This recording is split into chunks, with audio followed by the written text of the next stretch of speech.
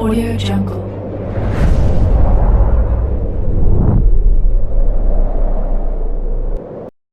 Yo, balik lagi bersama Mimin di Manhwa TV. Kali ini kita akan lanjutkan pembahasan dari cerita SSS level Paladin Wobrex Al-Logic. BTW, nyari episode sebelumnya Mimin tempel di deskripsi beserta dengan playlistnya. Dan jangan lupa untuk join saluran WA untuk info terupdate dari Mimin. Linknya ada di deskripsi. Tanpa berlama-lama, yuk kita masuk ke alur ceritanya.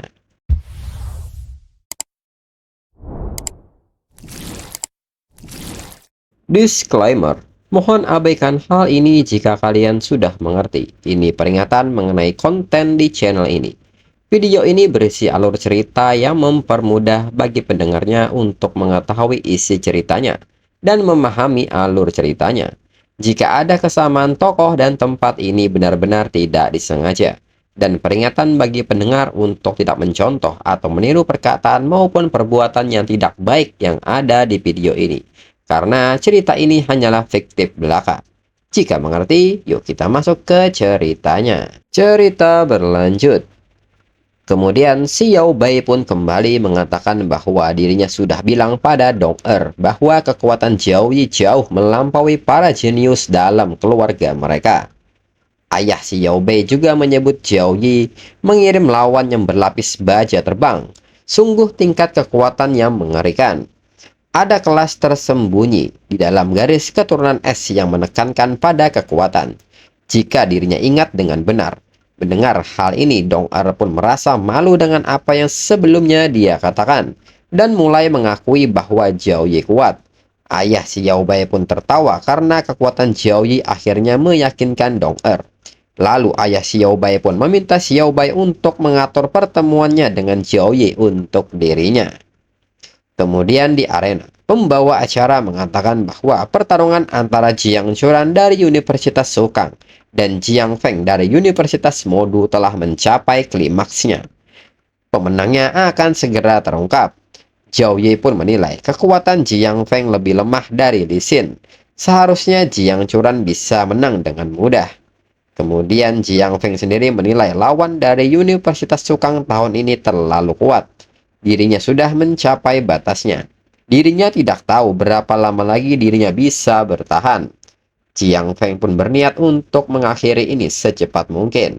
Namun nyatanya Jiang Feng dikagetkan dengan gerakan Jiang Churan. Dan seketika Jiang Churan menggunakan serangan Shadow Slash. Hingga serangan ini membuat Jiang Feng tidak berkutik dan bertekuk lutut di hadapan Jiang Churan. Bersamaan dengan hal itu, pembawa acara pun mengatakan bahwa Jiang Feng dari Universitas Modu tidak dapat bertarung lagi. Menangnya adalah Jiang Churan dari Universitas Sukang. Dan dia melaju ke babak keempat pertandingan solo. Orang-orang pun seketika takjub dengan hasil ini. Bahkan Jiang Feng dari Universitas Modu pun tidak mampu melawannya. Mereka tidak pernah menyangka selain Jiao Yi, Jiang Churan juga akan sekuat ini. Mereka pun tidak sabar untuk mendapatkan pertunjukan bagus besok saat Universitas Sukang melawan Universitas Qinjing. Kemudian Zhao Yi memuji Jiang Churan yang bertarung dengan baik, terutama langkah terakhir itu. Jiang Churan pun menyebut bahwa dirinya hanya beruntung saja, lawannya terlalu lemah. Jiang Churan pun juga menyebut jika nanti dirinya akan bertemu Zhao Yi di pertandingan solo, maka dirinya hanya bisa pasrah. Zhao Yi pun hanya tertawa dan mengatakan bahwa dirinya tidak akan melawan Jiang Churan. Dan di saat itu, seseorang datang menghampiri Zhao Yi dan memintanya menunggu. Dan ternyata dia adalah si Yao Bai. Zhao Yi pun bertanya apakah si Yao Bai membutuhkan sesuatu darinya. Si Yao Bai pun memperkenalkan dirinya bahwa dirinya adalah Zhao Xiao Bai dari keluarga Tianlan Zhao. Dirinya di sini karena Zhao Yi telah membangkitkan garis keturunan es dengan kemurnian yang begitu tinggi. Zhao Yi pasti seseorang dari keluarga Zhao. Zhao Yi pun seketika penasaran dengan garis keturunan es dari keluarga Tian Lian Zhao. Jiang Churan yang mendengar hal ini pun menyebut bahwa dirinya mengenal mereka. Mereka adalah keluarga kuno, sama seperti keluarga Jiangnya. Mereka berdiri tegak selama berabad-abad di distrik Tianlan. Kekuatan mereka tidak bisa dianggap remeh, tapi dirinya dengan semakin sedikit orang di keluarga Zhao yang membangkitkan garis keturunan es. Melihat keinginan keluarga Zhao untuk mendapatkan pembuat garis keturunan es, Zhao Yi mungkin akan menerima banyak sumber daya. Xiao Bai pun membenarkan ucapan Jiang Churan. Namun Zhao Yi sendiri menyebut bahwa dirinya tidak membutuhkan ini. Dan Zhao Yi pun seketika menanyakan apakah Xiao Bai punya bukti untuk menyatakan bahwa dirinya adalah dari keluarga Zhao. Xiao Bai pun menyebut bahwa ayahnya di sini hari ini. Dia membawa batu pemeriksaan garis keturunan. Jika Zhao Yi berasal dari keluarga Zhao, Zhao Yi akan dapat beresonansi dengan batu penguji ini. Zhao Yi pun mengerti dan akan mencobanya. Dan saat Zhao Yi meletakkan tangannya di batu tersebut, diketahui kemurnian garis keturunan Zhao Yi lebih dari 90%. Di saat yang sama, Zhao Yi pun mengatakan bahwa dirinya merasakan hubungan yang kuat antara garis keturunan mereka. Zhao Yi tidak pernah berpikir dirinya bisa menemukan sumber garis keturunan esnya di pertandingan pertukaran. Kemudian Xiao Bai pun menyebutnya dengan kata saudara dan memberitahunya bahwa ayahnya ingin bertemu dengan Zhao Yi dan bertanya apakah Zhao Yi ada waktu. Zhao Yi pun mengiyakan hal ini. Lalu Zhao Yi pun meminta Jiang Churan untuk kembali lebih dulu. Dirinya akan mengikuti Xiao Bai lebih dulu. Jiang Churan pun mengerti dan berpesan kepada Zhao Yi untuk tidak merasa tertekan. Keluarga Zhao mungkin kuat di dalam, tapi mereka bukan tandingan keluarga Jiang mereka. Xiao Bai pun kesal mendengarnya dan menyebut keluarga Zhao mereka juga sangat kuat. Kemudian berpindah ke sebuah ruangan. Xiao Bai pun mengatakan bahwa ayah dan saudara perempuannya sedang menunggu Zhao Yi di dalam kamar. Dalam pikiran Zhao Yi, keluarga Zhao tidak memberitahu mereka dukungan apapun, bahkan ketika penyakit Zhao Yun berada di kondisi terburuknya. Sekarang setelah dirinya membangkitkan garis keturunan es, mereka datang dan menemukan dirinya. Dan sekarang Zhao Yi tidak tahu harus berbuat apa. Kemudian ayah Xiao Bai pun datang menemui Zhao Yi. Dirinya sangat senang karena akhirnya Zhao Yi ada di sini. Dia pun segera mendekat dan memperkenalkan dirinya. Dan diketahui ayah Xiao Bai bernama Zhao Heng. Zhao Yi pun juga melakukan hal yang demikian. Zhao Heng pun menyebut bahwa dirinya sudah mendengar berita tentang nama Zhao Yi selama beberapa waktu. Zhao Yi memang terlihat luar biasa secara langsung. Dan kemurnian garis keturunan es Zhao Yi sangatlah tinggi. Sekarang jika dipikir-pikir lagi, ayah Zhao Yi dan dirinya punya kakek buyut yang sama. Xiao Bai adalah sepupu jauh Zhao Yi. Namun sayangnya ayah Zhao Yi meninggal. Zhao Yi pun membenarkan hal itu, namun itu sudah menjadi masa lalu. Kemudian Zhao Heng pun mengatakan keperluannya. Jika Zhao Yi berjanji untuk kembali ke cabang utama dan mengubah kelas Zhao Yi menjadi kelas tersembunyi elemen Ice, keluarga Zhao akan menggunakan seluruh kekuatannya untuk menyediakan semua sumber daya yang mereka bisa, sehingga Zhao Yi akan mencapai kebangkitan tersier sesegera mungkin. Zhao Yi pun seketika bingung dengan kelas tersembunyi ini. Dirinya sudah terbangun sebagai Saint Connect, bagaimana caranya mengubah kelasnya. Zhao Heng yang begitu sangat antusias meminta Zhao Yi untuk tidak khawatir. Mereka telah menyiapkan item pengubah kelas khusus untuk situasi seperti ini. Dengan kemurnian garis keturunan es yang tinggi, Zhao Yi akan mampu melepaskan kekuatan sebenarnya dari kelas elemen es yang tersembunyi. Dalam pikiran Zhao Yi, sistem pendukung kelas terkuatnya sangat terkait dengan kelas Saint Connect. Hanya di bawah bimbingan cahaya suci, dirinya berkembang begitu pesat. Menurut Zhao Yi, kelas tersembunyi keluarga Zhao tidak ada gunanya bagi dirinya saat ini. Zhao Yi pun kembali menekankan bahwa dirinya tidak akan bisa menerima dukungan dari keluarga, kecuali dirinya mengubah kelasnya. Zhao Heng pun membenarkan hal itu.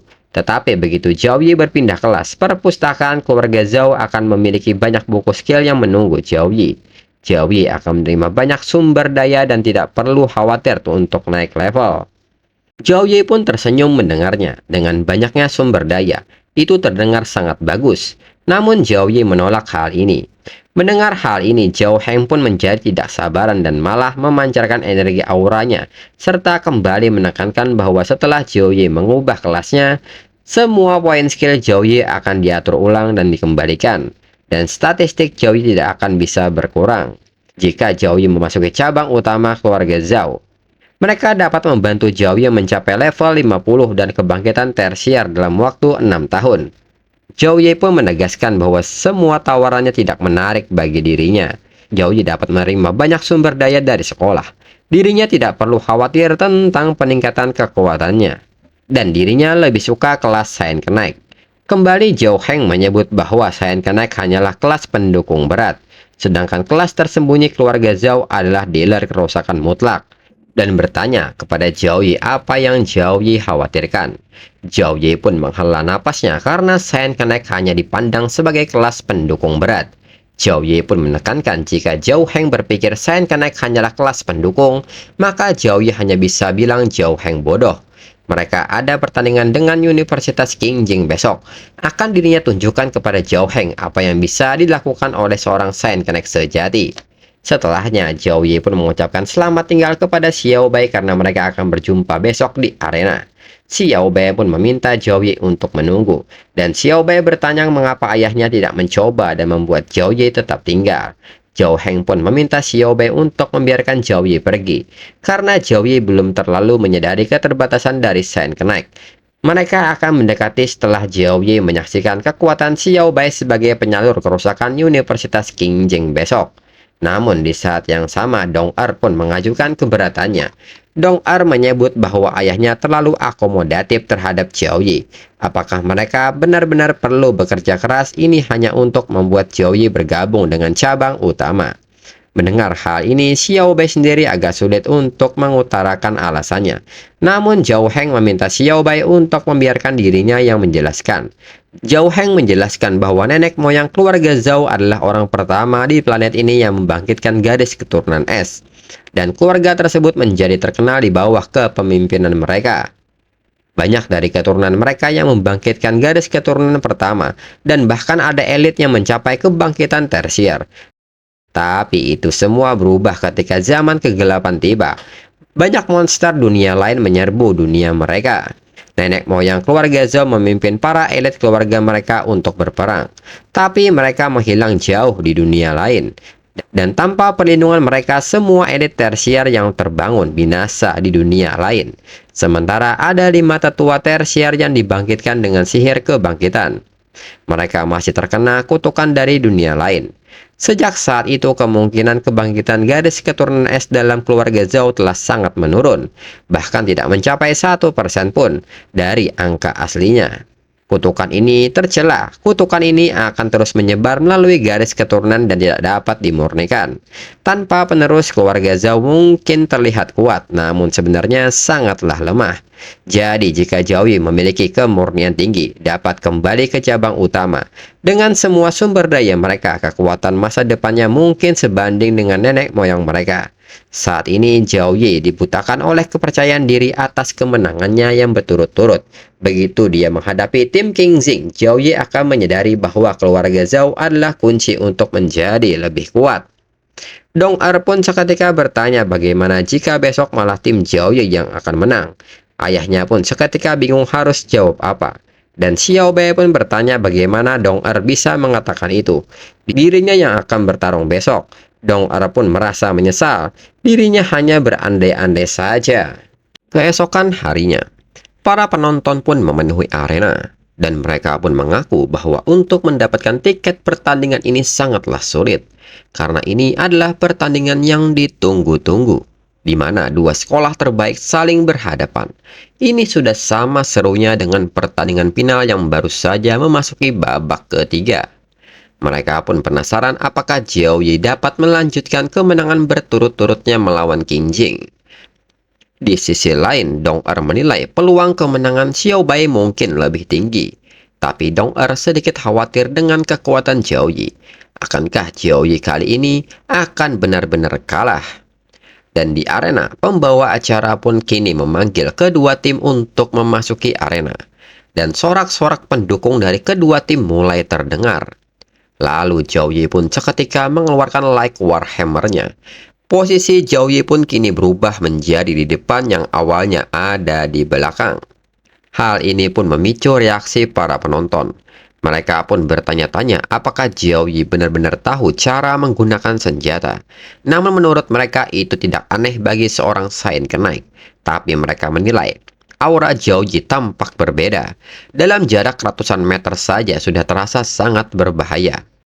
Di sisi lain, Dong Er juga menilai bahwa dirinya merasakan perasaan Zhao Yi yang beberapa kali lebih kuat dari sebelumnya. Zhao Heng pun bertanya-tanya apakah penampilan sebelumnya bukan kekuatan penuh dari Zhao Yi. Kemudian di arena, Kapten tim Qingxing yang bernama Li Yuan, seorang warrior level 22, juga bertanya apa maksud Zhao Yi berdiri di depan. Apakah Zhao Yi mengambil posisi damage dealer? Sialan pun mengatakan untuk mengingat performa Zhao Yi di solo match kemarin, masuk akal kalau dia menjadi damage dealer. Xiao Bai juga membenarkan hal tersebut, apalagi dia memiliki level tertinggi dalam timnya.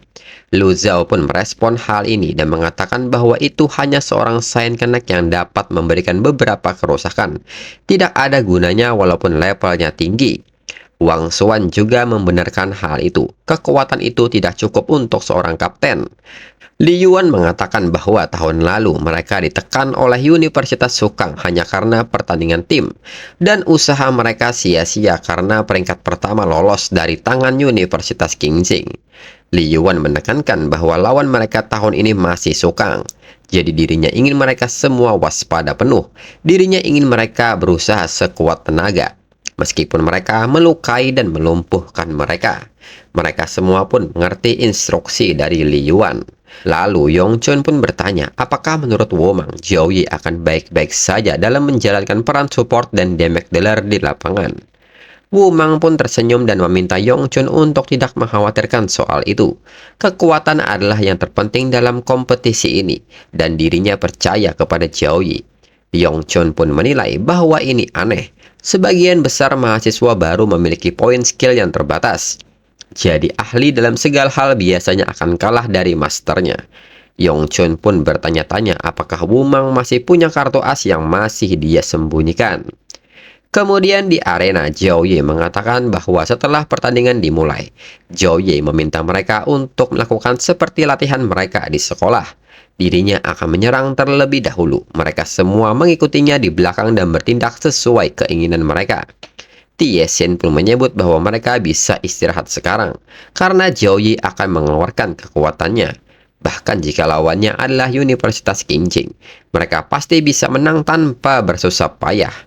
Zhao Yi pun mengajak mereka untuk berhati-hati, karena mereka berada di posisi kedua tahun lalu. Jika ada yang terluka, maka Zhao Yi meminta mereka untuk mendekat kepadanya agar dirinya bisa memberikan mantra penyembuhnya. Mereka pun mengerti instruksi Zhao Yi. Lalu pembawa acara pun mulai melakukan hitung mundur, dan seketika pertandingan pun dimulai. Bersamaan dengan itu, Zhao Yi pun maju ke depan untuk menyerang lebih dulu, dengan mengaktifkan semua babnya. Pembawa acara pun menyebut bahwa Zhao Yi tidak ragu sedikit pun terhadap Universitas Qingxing. Dia memilih untuk menyerang lawan dan memulai serangan. Para penonton pun heran dan menurut mereka bukankah seharusnya mereka meluncurkan serangan jarak jauh untuk menguji keadaan. Ketika kedua tim sama-sama seimbang. Namun jika melihat Zhao Yi, nampaknya Zhao Yi sangat percaya diri dengan kekuatannya sendiri. Dia bahkan melakukan casting cepat sambil berlari. Zhao Yi menguasai keterampilannya. Di sisi lain, Li Yuan bertanya apakah Zhao Yi bergegas menuju kematiannya. Dengan ini, mereka akan menyiapkan serangan jarak jauh yang paling sengit hanya untuk Zhao Yi. Sialan pun seketika mengcasting 3 anak panahnya dan melepaskan skill Arrow of Suffocation. Menurut Sialan, skill tingkat A dapat mengunci semua kemungkinan rute penghindaran target. Bagaimana Zhao Yi akan menghadapinya tanpa seorang tank untuk memblokirnya? Zhao Yi pun menanggapi hal ini dan mengatakan bahwa ini sedikit mengganggu dan seketika menghancurkan anak panah itu dengan tangan kosong. Sialan pun kaget melihatnya dan bertanya-tanya apakah Zhao Yi benar-benar menghancurkan anak panahnya dengan tangan kosong. Itu adalah skill tingkat A-nya.